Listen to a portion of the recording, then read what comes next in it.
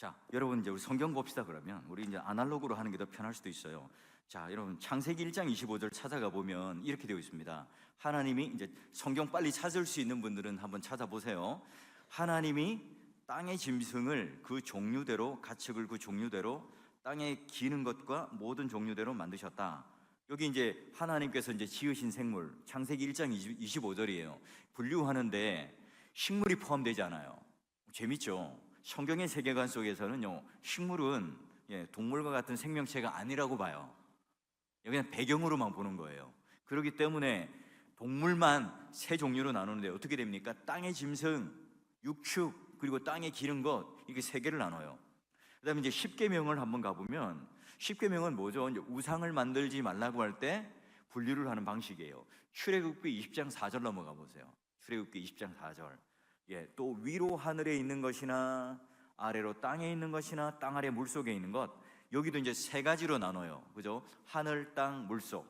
하늘, 땅, 물속. 그래서 십계명의 이 분류법이 좀 더 총괄적이고 전 생태계적인 것을 이제 분류하죠. 자, 그리고 이제 레위기로 넘어가 보면, 레위기에는요 네 가지로 분류하기는 하는데, 레위기 11장 46절 찾아보세요.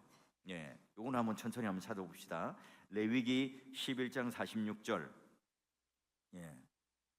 레위기 11장 46절.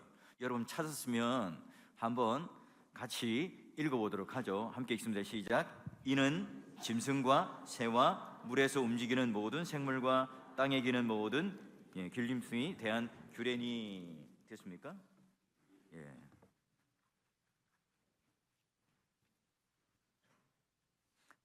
이렇게 되어 있습니다. 보이십니까, 여러분? 자, 이렇게 되어 있어요. 그죠? 그런데 이렇게 보면 짐승, 새와 물 이런 식으로 움직이는 모든 생물, 땅의 모든 길짐승 이렇게 되어 있지만, 여러분 중요한 게 있습니다. 그 뒤에 레위기 11장 47절에 가보니까 두 가지로 구분하죠. 정한 것과 부정한 것. 그러니까 먹을 것과 먹지 못할 것, 이 두 가지로 구분을 합니다. 그러니까 지금 이제 레위기에서 구분하는 게 뭐냐면, 이제 총괄적으로 뭘 구분하죠? 두 가지로 구분하는데, 제의적인 방식이에요. 하나님께서 받아들일 수 있는 것과 받아들이지 못하는 것, 이걸 가지고 이제 구분하죠. 정결하느냐 부정하냐, 이 정결례입니다. 그러니까 제의적 관점으로 보죠. 여러분, 성경은 세상의 생물들을 여러 종류로 나누고 있긴 하지만 하나님께서 바라보실 때는 이제 두 가지예요. 정하냐 정하지 않냐. 여러분, 그래서 디모데전서 가면 큰 그릇, 금그릇, 작은 그릇 이런 그릇 있지만, 그게 중요한 게 아니라 뭐예요? 깨끗하냐 깨끗하지 못하냐, 쓸 수 있느냐 쓸 수 없느냐, 이렇게 나누죠. 그래서 여러분, 창세기에도 이렇게 나누고 있어요. 1장 4절 5절 보니까 하나님이 빛과 어둠을 나누고 낮과 어둠, 즉 밤이라고 두 가지로 구분을 하고 있죠. 그래서 하나님께서 이 세상을 바라보는 나누는 방식은 뭐예요? 두 가지예요. 이분법적입니다. 빛과 어두움, 낮과 밤, 이런 식으로 나뉘고 있습니다. 그리고 난 뒤에 다음 날도 같은 방식으로 물을 나누는데, 이 궁창과 또 그 물을 나누고, 또 땅과 그 경계를 또 물과 함께 나누는 두 영역으로 계속해서 나눠 가세요. 창세기도 마찬가지예요. 여러분, 우리가 잘 알고 있듯이 창세기 앞부분과 레위기 이 정결법을 보니까, 하나님은 딱 간단하게 심플하게 두 세계관을 보시는구나. 정결한 세계와 정결하지 못한 부정한 세계, 빛의 세계와 어둠의 세계. 자손들도 어떻게 해요? 하나님께서 인류를 이 두 자손을 두는데, 하나는 셋의 자손, 하나는 이 가인의 자손. 아벨은 이제 죽으니까 그 가인과 셋의 자손으로 두 종류로 나눠서 옵니다. 그래서 여러분, 먹을 수 있는 음식과 먹지 못하는 이 음식을 나누는 것처럼 하나님께서 지금 이걸 함의하고 있는 게 뭘까요? 중요한 건 뭐냐? 바로 과학적으로, 진화론적으로 어떻게 나누느냐, 그게 중요한 게 아니라, 오늘 생물을 나누는 이 기준도 하나님께서 정하냐 정하지 않느냐, 이 두 가지로 나누는 것처럼요. 그래서 여러분, 우리가 그 사도행전에 보면 이 고넬료 집에 이방인이잖아요. 그 베드로가 또 한 축에서 꿈을 꾸고 환상을 보고, 이 고넬료도 지금 하나님께서 계시를 주시고 꿈을 주세요. 근데 뭐가 다르죠? 베드로는 지금 뭐예요? 꾸러미 안에 막 오는데 뱀장어, 그다음에 뭐 가재, 하여튼 이 부정에서 모든 못 먹는 음식만 쫙 내려오는 거예요. 그래서 뭐라고 말하죠? 하나님 이거 부정한 음식이라서 먹지 못하겠는데요. 근데 하나님은 뭐라고 말씀하시죠? 아니다, 내가 깨끗하게 했으니, 속되게 했으니 너는 이것을 먹으라 하는 거예요. 그리고 나서 이제 베드로에게 고넬료의 집에 가서 복음을 전하라 이렇게 말했을 때 이제 베드로는 연결시키고 깨닫게 되는 거죠. 자, 하나님께서 씻으셨다면, 하나님께서 속하셨다면, 하나님께서 깨끗하게 해주셨다면 이제 그건 뭐예요? 정한 음식이 되는 겁니다. 그래서 베드로는 고넬료의 집에 가서 뭐라고 말합니까? 보니까 유대인으로 이방인과 교제하며 가까이 하는 것이 위법인 줄 너희도 알거니와 하나님께서 내게 지시하사 아무도 속되다 하거나 깨끗하지 않다 하지 말라 하시기로. 그래요. 하나님께서 지금 보자기에다가 부정한 음식을 담아다가 준 것에 대해서 아니요, 안 돼요. 이 유대인적 사고관, 율법적인 기준으로 볼 때는 안 돼요 라고 말을 했는데, 이게 이제 식사도 아니고 바로 하나님께서 이 정결법, 유대인이라면 거부했던 이방인들, 그래서 여러분 이방인과 유대인으로 이 세계관이 갈려 있잖아요. 유대인 입장에서 보면 유대인은 선민이에요. 구원받는 사람이에요. 그 사람들은 이미 천국 가는 티켓을 따놨어요. 그냥 상급이 어느 정도 더 되느냐 마느냐 이걸 지금 따지고 있는 사람들입니다. 그래서 그 장로의 유전을 만들어서 좀 더 내가 천국의 좋은 자리 상급을 얻는 것, 이걸 가지고 경쟁한다고 생각한 거예요. 그래서 그들은 할례도 받고, 그래서 그들은 예루살렘이라는 성전을 꼭 붙들고 살아온 거죠. 그 예루살렘이라는 곳을 마치 이제 성지로, 구원의 성지로 본 거예요. 그런데 거기에 비하면 오늘 이방인들을 어떻게 봐요? 바로 하나님께서는 이방인들조차도 구원의 대상으로 삼으신 거예요. 그래서 여러분 생각해 보세요. 그 이방 지역에 살았던, 갈대아 우르에 살았던 이 아브라함을 구원의 출발을 시키세요. 게다가 여러분 출애굽할 때 그 고센 땅이라고 하는 곳에서 200만이 넘는 히브리 민족들이 탄생됩니다. 뻥튀기가 되죠. 그리고 난 다음에 이제 민족이라고 하는 요소가 이루어지는데, 자, 그들이 애굽에서 탈출할 때, 출애굽할 때 유대인들만 나왔어요? 그렇지 않습니다. 거기에 속했던 이방인들과 종들과 일꾼들이 함께 나왔습니다. 그게 다 함께 광야 교회로서 구원을 받았던 거예요. 그런 여러분, 사도행전에도 마찬가지입니다. 지금 유대인들적 사고관에 있어서는 어때요? 사도행전적 개념을 보면 예수님께서 분명히 예루살렘으로부터 그 다음에 유대 지역과 사마리아 땅끝까지 복음이 이르리라 말했죠. 근데 그게 그냥 귓등으로만 들린 거예요. 어떤 일이 일어납니까? 야, 예루살렘에 복음이 전해지고 핍박이 가해지니까 어쩔 수 없이 도망갈 수밖에 없는 그들은 이제 이 핍박을 피해서 다른 지역으로 옮겨갈 수밖에 없겠죠. 그 중에 빌립이 사마리아로 딱 갔는데 거기서 복음을 전했더니 막 들불처럼 막 일어납니다. 그리고 광야 가서 이리오페 내시도 만나게 됩니다. 그게 다 어디예요? 이방인 지역입니다. 사마리아인들, 혈통이 다른, 유대인과 다른 그런 사람들, 이방인들, 구원받지 못하는 사람들인데 복음을 전했는데 그들이 변해요. 예수 그리스도의 복음을 받아들이죠. 그리고 저 헬라 지역, 저 사마리아 땅끝, 그리고 헬라 지역 저기까지 다 지금 이 복음이 막 들불처럼 번져나가고 있어요. 이걸 지금 어떻게 해석할 것인가? 이걸 어떻게 이해할 것인가? 막 사람들이 혼란스럽죠. 그래서 열린 게 뭐냐면 예루살렘 공의회예요. 베드로와 파견되어서 사마리아에 진짜 어떤 일이 일어난 거지? 이거 지금 이방인 지역에 어떤 일이 일어난 거지? 야, 유대인만 구원받는 게 아니라 하나님께서는 지금 이방인들도 선택하시고 예수 그리스도의 복음을 받아들이면 구원받는구나. 이걸 지금 그들은 깨닫게 되는 겁니다. 자, 그래서 정결한 짐승 또한 정결한 백성, 부정한 짐승, 부정한 백성, 이 두 가지가 나뉘어져 있었습니다. 그리고 성경적인 어떤 세계관 속에, 유대인들의 세계관 속에서는 그렇게 되었죠. 그런데 이 가인의 후손들, 하나님의 영광을 모르고 심판받아야 되고, 또 속된 말로는 유대인들이 그때 쉽게 했던 말이 뭐냐면 저 이방인들은 개와 같고 저 이방인들은 우리가 천국 가지만 얘네들은 지옥불의 불쏘시개야 라고 비하하고 폄훼했던 사람들이거든요. 여러분, 아담의 범죄 이후에 복음이 주어졌습니다. 하나님께서 이 땅을 유지하는데 원시 복음을 주셨잖아요. 그리고 나서 인류는 마치 두 개의 그런 인류로 계속해서 갈등하고 싸우는 것처럼 보여요. 하나님께서 빛의 영역, 어둠의 영역을 나누고 정결한 짐승과 부정한 짐승을 나누듯 오늘 하나님을 경외하는 자손들과 사탄과 뱀의 자녀들로 나누셨어요. 두 개의 영역으로 나누고 계시죠. 하나님의 뜻을 받아들이느냐, 하나님의 복음을 거부하고 받아들이지 않느냐, 이걸로 세상은 둘로 나뉘어 가고 있어요. 자, 그래서 하나님께서 이 구속의 경륜을 어떻게 보여주시는가? 그게 이제 에베소서가 바로 우리들에게 보여주는 교회론 또는 우리에게 구원을 어떻게 받는가 보여주는 구원론, 이 구속의 경륜을 보여줘요.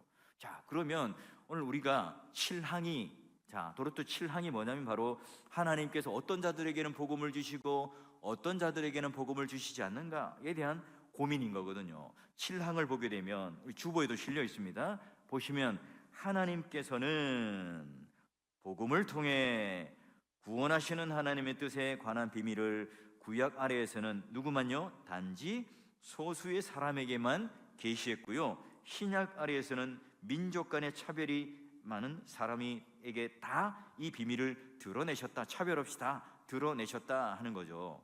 자, 그래서 복음이 어떤 사람에게는 전파되느냐 전파되지 않느냐, 우리 주변에 있는 사람들도 신자도 있고 불신자도 있습니다. 근데 여러분, 오늘 이 주제는 뭐예요? 하나님께서 이 구약시대에는 특정한 선지자를 통해서 좀 이렇게 이 계시가 좀 갇혀 있었다면 신약의 시대에 와서는 모든 사람, 모든 민족, 모든 혈통에게 이 복음이 열려 있다 하는 거예요. 이게 지금 중요한 7항의 첫 문장입니다. 그런데 신조는요, 하나님께서 이렇게 복음을 전하시는 이유와 방법이 왜 그러냐? 그 뒷 문장이 바로 이렇게 진행됩니다. 자, 볼까요? 복음이 이러한 차이를 두고 전해진 이유는 뭐라고 되어 있습니까? 어느 한 민족, 다른 민족보다 더 가치가 있거나, 우리 앞전에 했죠, 본성의 빛, 이걸 잘 사용해서도 아니고 하나님께서 뭘 하셨어요? 주권적이며 선하신 기쁨과 받을 자격 없는 사람에게 베푸시는 하나님의 사랑과 은혜 때문이다 하는 것을 가르쳐 주기 위해서죠. 여러분, 이게 바로 7장의 핵심이에요. 어떤 이들에게는 복음을 전해주고 어떤 이들에게는 듣지 못하게 되는 이 이유가 우리가 잘나서가 아니라고요. 우리가 하나님께 이쁨 받고 우리가 잘나서 우리의 조건이 있기 때문에 우리가 먼저 예수를 믿은 게 아니고, 또 우리가 복음을 전하는 반갑대일을 하면서 전도를 하는데 그분들은 열등하고, 그리고 그분들은 우리보다 못났기 때문에, 능력이 없기 때문에 뭐 복음을 못 전해 들은 게 아니다 하는 거예요. 이 하나님의 구속 경륜에는 그 비밀로 감춰져 있기 때문에 그때와 그 시를 몰라요. 단지 우리가 좀 더 일찍 복음을 받아들이고 이 구원의 반열 안에 들어온 거죠. 뭐라고 되어 있습니까? 하나님의 주권적이며 선하신 기쁨과 함께 받을 자격이 없는데 하나님 사랑 때문에, 하나님 은혜 때문에 우리가 이런 구원을 받았어요, 이렇게 말해요. 그렇죠. 어떤 사람에게는 복음이 전해지고 어떤 사람에게는 복음이 전해지지 않는 이 모든 것, 바로 여러분, 신조가 이 첫 부분에 얘기했던 것처럼 복음, 하나님의 뜻을 계시하는 자기의 뜻, 이걸 여러분 뭐라고요? 비밀로 오늘 우리들에게 알려주셨기 때문에 그래요. 여러분, 이 신조는, 도르트 신조는 복음이라고 하는 것을 자신의 뜻을 보여주는 하나님의 계시라고 그래요. 계시라고 하는 것은 감춰져 있다는 말이에요. 여러분, 제가 이 손 안에 뭘 들고 있는지 모르잖아요. 손을 펴야, 보여줘야 깨닫죠. 하나님께서 열어주셔야, 하나님께서 보여주셔야, 하나님께서 계시의 커튼을 열어주셔야 우리가 깨달을 수 있어요. 그 역할을, 감추어진 것을 열어주시는 역할, 깨닫게 해주시는 역할, 조명하게 하는 역할이 뭐예요? 성령 하나님께서 하시는 역할이죠. 그래서 여러분, 구약시대에는요 모두 완벽하게 공개되지 않았지만 신약의 시대에 와서는 성령 하나님을 통해서 모든 사람들에게 열려있는 계시가 됐어요. 그런데 드러난 계시고 드러난 비밀이죠. 열려 있지만, 드러나 있지만, 전해졌지만, 그러나 그걸 받아들이고 받지 못하는 그런 부류로 나뉘어져 있는 거예요. 자, 이때 비밀이라는 것, 이 에베소서의 말씀에 계속해서 나옵니다. 그래서 여러분, 이 에베소서에는요, 계시, 비밀, 경륜이라는 단어를 계속해서 우리의 구원과 함께 사용하는 거예요. 자, 그러면 곧 계시로 비밀을 알게 하신 것은 내가 먼저 간단히 기록함과 같으니 6절도 보니까 이방인들의 복음으로 말미암아 그리스도 예수 안에서 함께 상속자가 되고 지체가 되고 함께 참여하는 자가 되었도다 라고 말해요. 그래요, 오늘 이 말씀은 2장 12절 말씀과 읽으면 더 확실합니다. 자, 보세요. 너희는 그리스도 밖에 있었다. 원래 우리의 모습이에요. 지금은 이제 전도의 대상자들이 그런 모습들이죠. 이스라엘 나라 밖에 사람이라 약속의 언약들에 대하여 외인이고 세상에 소망이 없고 하나님도 없는 자였더라. 그렇죠. 이게 바로 지금 말하자면 하나님의 계시와 복음을 듣지 못한 사람들, 이걸 한마디로 이렇게 정의를 하고 있는 거예요. 그러면 이스라엘 나라의 밖에 사람들, 약속의 언약의 외인들, 세상에는 또한 하나님 나라도 없는, 하나님께 소망이 없는 자들이에요.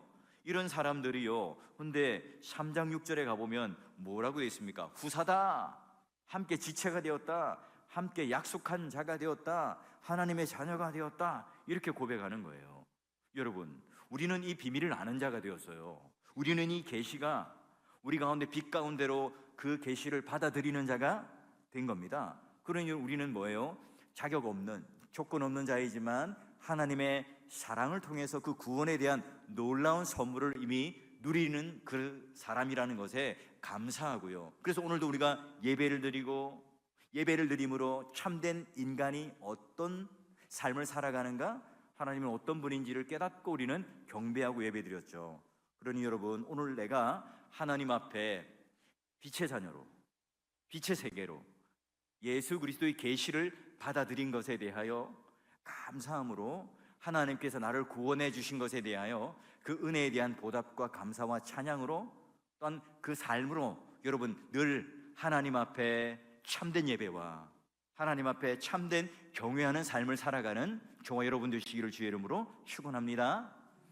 자, 그러면요, 이 뒷부분에 이제 반복되는 에베소서를 보게 되면요, 사도도 자신이 받은 사명과 자신이 받은 이런 소명에 대해서도 설명을 해요. 보니까 자신은 성도 중에 지극히 작은 자다. 여러분, 바울이요, 어찌 보면 큰 그릇이고 금수저 아니겠어요? 그런데 이 작은 나에게 이 은혜를 주신 것은 측량할 수 없는 그리스도의 풍성함을 이방인에게 전하게 하시기 위해서다, 이렇게 말을 해요. 하나님께서 감추어진 그 뜻, 비밀, 이게요, 사도 바울도요, 유대율법에 대해서는 박사였습니다. 그런데 그가 어떻게 깨닫죠? 다메섹 도상에서 번쩍 부활하신 예수 그리스도, 생명이신 예수 그리스도를 만나고 나니까 그게 그때부터 이제 계시가 열리고 말씀을 깨닫게 되는 거예요. 이 자신이 누군지를 알게 되죠. 예전에는 내 욕망, 내 세상의 성공과 출세를 위해서 달려갔다면 이제 나는 작은 자라고 여겨요. 그리고 은혜를 주신 이 풍성함을 따라 나는 이방인에게 복음을 전하는, 어둠의 세계에, 밤의 세계에 이 복음을 들고 하나님의 그 빛의 복음의 세계를 들고 가는 자로 하나님께서 나에게 소명과 사명을 주셨습니다, 이렇게 고백을 하고 있습니다. 9절에 또 비밀이 나오죠. 비밀의 경륜, 영원하신 만물에 창조하신 하나님의 감추어졌던 비밀의 경륜이 어떠한 것임을 드러나게 하셨도다. 그래요, 감추인 것, 그러나 드러나게 하신 것, 성령께서 오늘 우리들에게 이와 같이 그 비밀의 경륜을 열어주심으로 말미암아 사도 바울이 이 에베소서를 통해서 그 에베소 성도들을 향해 기도하고 간구하는 게 뭐예요? 이 비밀의 계시의 풍성함이 내가 아는 만큼 너희도 알기를 원하노라. 이게 지금 계속되는 이 바울이 에베소 교인들을 향한 기도고 간구였습니다.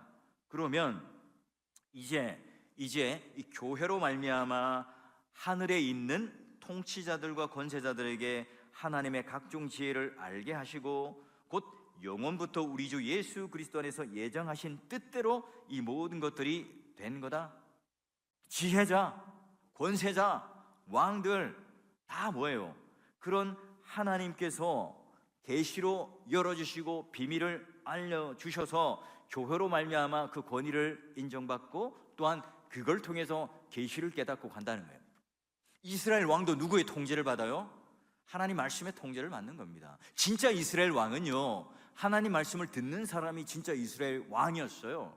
그러니까 진짜 여러분, 하나님의 선지자요, 목자라면 누구의 말을 듣고 따라 순종하는 자라고요? 하나님 말씀을 듣고 따라 순종하는 자라 하는 거예요. 자, 그래서 12절에 보니까 우리의 씨름은 혈과 육을 상대하는 것이 아니요 통치자들과 권세자들과 세상에 주관하는 악한 영을 상대하는 것이다. 그래요. 하나님께서 오늘 이 교회, 신약의 교회를 주신 것, 지상의 교회, 여러분 전투하는 교회라고 들어보셨죠? 이 교회란 바로 이 세상과 더불어 이 세상에서 유람선처럼 떠돌아다니는 그런 역할을 하는 게 아니라 교회 역할은 뭐라고요? 이 악한 영들과 통치하는 것들과 세상의 이 성경적 세계관과 다른 가치관들과 목소리를 내어서 싸우는 기관이 어디라고요? 교회다. 그래서 하나님께서 각종 지혜와 풍성한 것들을 우리들에게 다 부어 주셨다는 거예요. 여러분, 이 사실이 왜 중요할 거예요? 이방인들이요, 하나님 구원의 은혜에 참여하게 된 것을 참 좋은 일이야, 멋진 일이야, 뭐 이걸 말할 수는 있지만, 여러분 오늘 이 사도 바울은 어떻게 해석합니까? 내가 먼저 그 외인이었고 이방인이었는데 하나님께서 자격 없는 나를 불러주셔서 어둠의 세계에 있는 나를 싹 옮겨서 빛의 세계 안으로 들어오게 하시고, 그리고 죽어 사망 가운데 소망이 없는데 그 아들로 후사로 삼아주셔서 여기 상속받는 하늘의 부여와 영광을 누리는 자리로 쏙 옮겨주셨단 말이에요. 자, 그래서 뚜껑을 딱 열어봤는데 이게 지금 우리만, 유대인들만 누리는 그런 선민적인 복인 줄 알았는데 아니에요. 이방인들도 이제 다 택한 백성이라면 이 어둠에서 빛의 세계로 들어오는 거예요. 예, 여러분 이게 어마어마하게 감사한 일이죠. 그런데 유대인들적 사고관에서는 이게 너무너무 혁명적인 사건이니까 받아들이지를 못해요. 그래서 예루살렘 공의회가 생긴 거예요. 여러분, 창조 때부터 숨겨온 것이 뭡니까? 바로 이 하나님의 지혜의 핵심 뭐예요? 끊임없이. 그래서 구약에는 뭘로요? 제사로, 성막으로, 성전으로, 제사장으로 이런 것들을 통해서 희미하게 누구를요? 예수 그리스도를, 메시아를 보여주는 그림자처럼 보여줘요.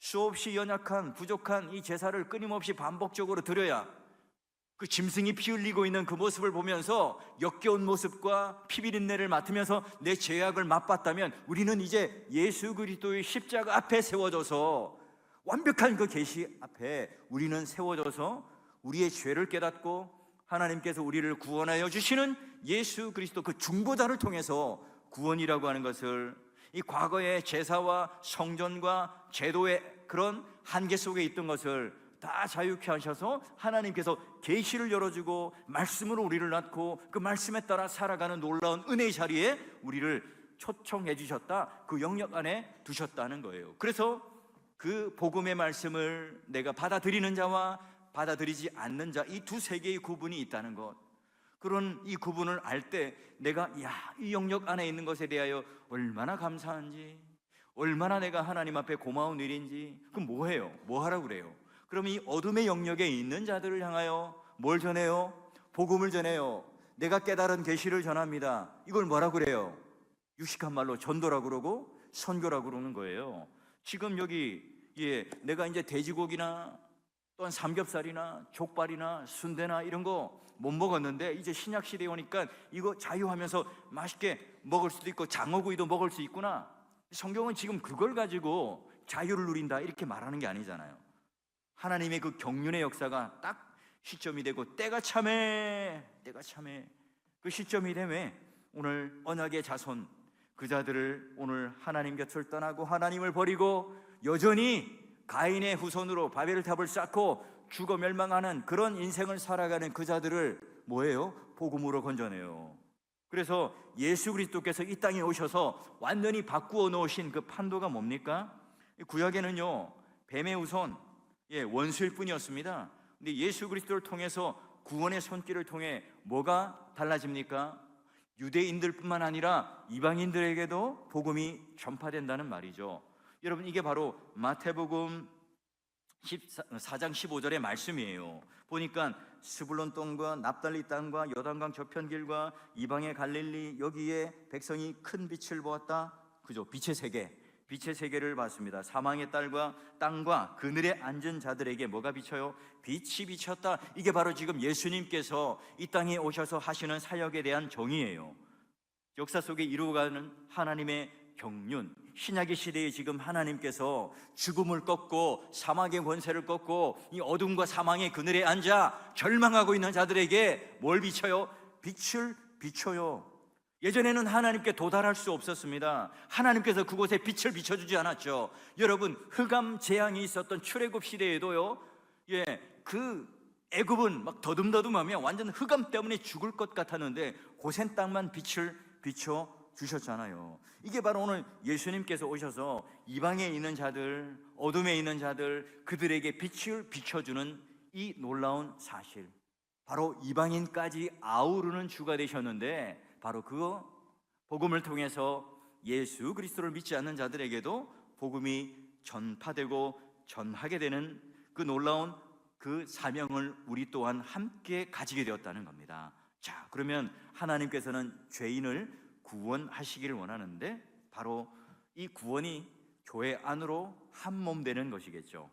그래서 에베소서 1장 20절부터 23절까지 말씀도 바로 오늘 교회는 그의 몸이니 만물 안에서 만물을 충만하게 하시는 거다라는 걸 통해서 오늘 이 교회의 머리가 되시는 예수 그리스도, 신약의 교회 안에 신비, 바로 이 자신을 구원의 대상으로 두고 그들을 향해서 사망의 그늘에 앉아있고 죽음의 권세 아래 앉아있는 자들을 향해서 초청하세요. 그리고 죽음을 죽이시는 그 일들을 통해서 구원을 베푸시기로 작정하셨는데, 더 중요한 것, 그들을 어디로요?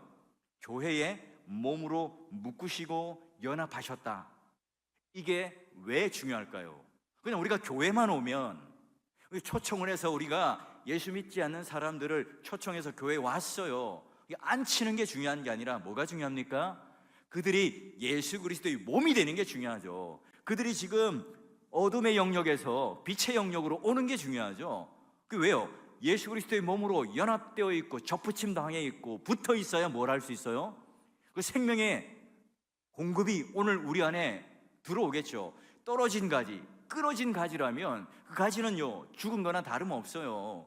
접붙임 당했다, 교회 한몸 되었다, 교회와 연합되었다, 이게 중요한 겁니다. 이 일을 성취하시기 위하여 하나님께서 우리들에게 교회를 주셨어요. 그래서 여러분, 도르트 신조, 오늘 우리가 읽었던 7조, 하나님의 이 구원에 대한 이 경륜, 바로 이 구속에 대한 이 비밀, 이 놀라운 은혜는요, 이 죄인들에게, 예수 믿지 않는 자들에게 하나님께서 복음이라고 하는 것을 주셔서 그들을 사망의 그늘과 절망 가운데 있는 자들을 옮기시기를 원하는 하나님의 마음을 오늘 우리는 알게 되고 깨닫게 되는 거예요. 그런데 중요한 것은 뭐예요? 우리의 노력으로나 우리의 실력으로 들어오는 게 아니라 자격 없지만 하나님 사랑과 은혜가 우리 가운데 건지심을 통하여 계시의 비밀이 우리 가운데 열려서 그 말씀이 오늘 나를 항복시키고 인격적으로 내가 그것을 수납하게 되고 믿음으로 내가 받아들이게 됨으로 말미암아